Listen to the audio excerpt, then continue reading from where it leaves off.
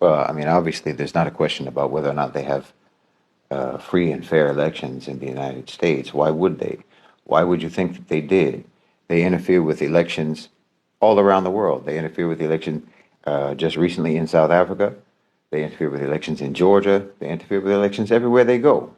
They subvert democracy all around the world. What makes you think that they wouldn't subvert democracy right there at home? Of course they do. Well, I think that they interfere and subvert democracy in their own country more effectively and more comprehensively than they're even able to do it in other countries. And we know that they're able to do it in other countries extremely well and extremely effectively and get the results that they want. So do you think that they're not going to ensure that they get the results that they want in their own country? Of course they do. You'd be naive to think that they don't. They didn't just find out that Joe Biden has experienced cognitive decline. They didn't just find out that the man has dementia. All of those people in the Democratic Party who were pushing for him to step down or pushing for him to not seek re-election, they've been interacting with him. They've been talking to him. They know perfectly well that the man has lost his mind. And they've been knowing that for 4 years, and they didn't mind. This isn't about wanting him to step down or wanting him to step aside because they think that he's not competent. No one ever thought he was competent. What it's about is that you know that when your own people, your own Democrats, your own liberals are making fun of Joe Biden online, on social media, on television, in the mainstream media, and so on, the man has become a laughingstock. That means that him winning in a rigged election wouldn't be plausible. No one would believe that. It was barely believable even in 2020. So there's no way that you could get people to actually believe that Democrats turned out in significant enough numbers to give Joe Biden a victory in 2024. He was asked to step down or asked to step aside because the Democratic Party knows that if they want to sell their appointed president to the public as if they were democratically elected, there has to be some degree of plausibility to that. You see, if they could have, they would have given the Democratic Alliance in South Africa the full victory, but it wasn't plausible. So there has to be some degree of believability. I don't think Kamala Harris is any more popular than Joe Biden, and she's not much of a better speaker. It's a choice between Kamala Harris, who always sounds like she's a little bit drunk, or Joe Biden, who sounds like he's in a perpetual fugue state.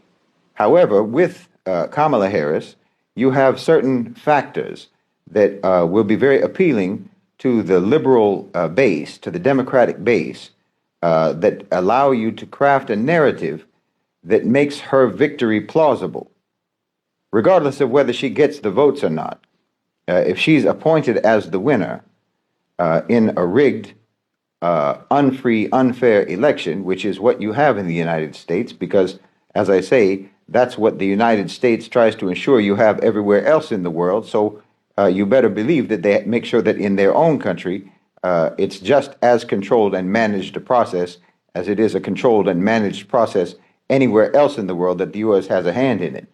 So when they appoint the candidate whom they want to win, whom they've decided to win, who the oligarchs have decided should win, they need there to be some democratic plausibility to that win to make people think, either make people think that yes, they did this candidate did in fact win, or you make such a convincing and coercive and manipulative narrative around that candidate that no one will admit that they didn't vote for that candidate.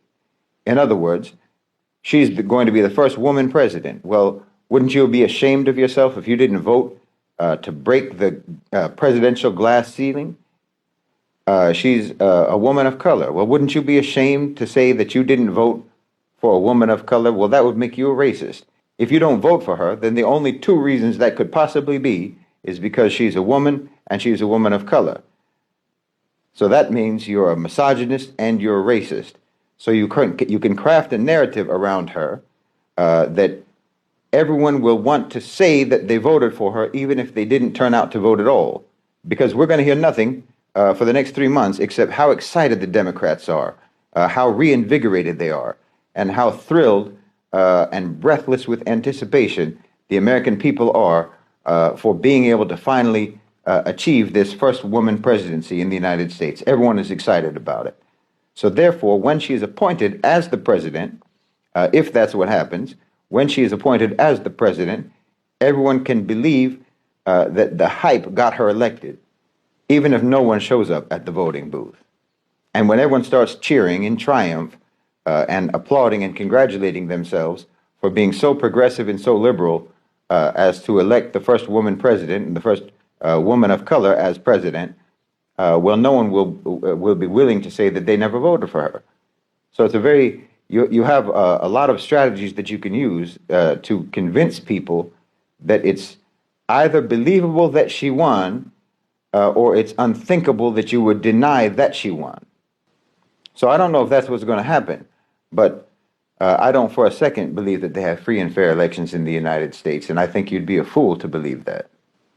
So you either have, as someone said on Twitter or X, someone said, well, whose narrative do you think is going to win? Because that's all it comes down to is the narrative. You don't have to have a candidate who can actually get voter turnout. You don't have a candidate who can actually win. You don't need that.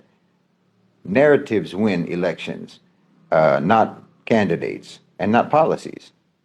And what I mean by that is not that the one who has the best narrative will win, but the one who has the best narrative that makes their win plausible, that makes people think that it could have actually happened through a legitimately democratic process, which isn't something that occurs in the United States. So someone asked the question, whose narrative will win in the end? Trump's narrative of I'm bulletproof, or Kamala Harris's narrative of I'm going to be the first black woman president? Well, the answer to that question, when you're talking about American politics and American society, is which narrative will people feel ashamed not to subscribe to? I think that this election is really going to show, even more clearly than everything else that we've seen over the course of the genocide in Gaza, I think that this election is going to show very clearly the battle between the OCGFC, the global-minded OCGFC, and the OCGFC who are affiliated with the neocons. This is a battle between the two, because I think that the globally oriented OCGFC are more likely to support Donald Trump, and the neocons are more likely to support Kamala Harris. So we'll just have to wait and see which set of oligarchs get their way.